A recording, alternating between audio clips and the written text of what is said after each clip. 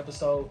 Man, what can I say? Today is a sad episode, I guess. Not really. It's just I made some major changes to the locks, changes to the lifestyle, but we'll talk about that in a second. I want you guys to please hit the like button, comment, subscribe, share if you would. I just want to say thank you, and I appreciate all of you that are doing that for me. Now, essentially, I say goodbye to my Mowhawk. All right, I cut off 12 of my locks yesterday to create a drop fade or a 3/4 Mowhawk, and so I'm sorry, a drop fade or a 3/4 lock style. So let me give you some history right quick. Right, for 3 years I rocked the curl sponge. You can see that over here. Some different pictures of me, the curl sponge, and not just any curl sponge, but a curl sponge with a Mowhawk. So the Mowhawk was like just a part of my style. Like the camera's off just a little bit.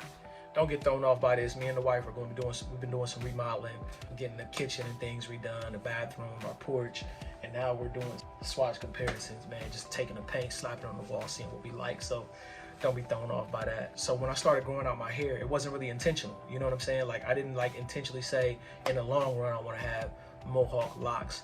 Actually, just by default, with that being how my hair already was, I just let it keep growing that way and just kept cutting. I started to want to play with other stuff. I really enjoy having my hair in the bun, but I didn't like the half up, half down thing where like the bottom half of the Mowhawk wasn't long enough to actually reach into a ponytail. So I would have to leave it down. And I have 2 daughters and a wife. And as you can imagine, they sometimes have their hair in a half up, half down. And it just bothered me to know I was leaving the house looking like how we sometimes do my daughter's hair. Started with 78 locks. When my wife very first installed them, I had 78 in the Mowhawk style. And then from 78 to 44.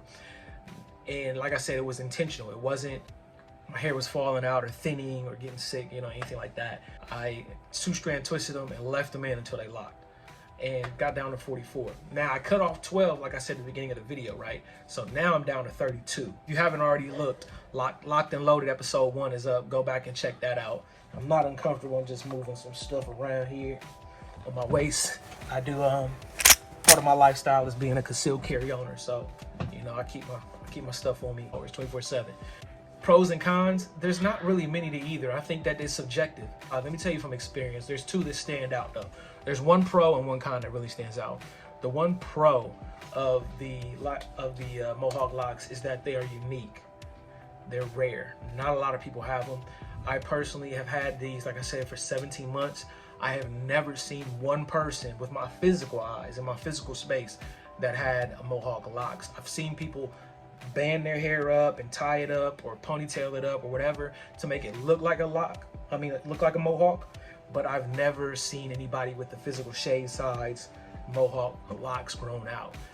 Outside of like, you know, Google or some people on here on YouTube. Con, I would say the maintenance, the taper maintenance.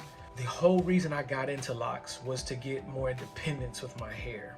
I didn't want to depend on a barber to cut it. I didn't want to depend on a lot of styling products or anything to really keep it looking nice. I don't have to worry about getting it cut every couple of weeks. And one of the things I did was I just took up videos off of YouTube and started learning how to fade my sides and cut myself a Mowhawk. Shout out to all the barbers, man, because it's truly a skill. That is like tough.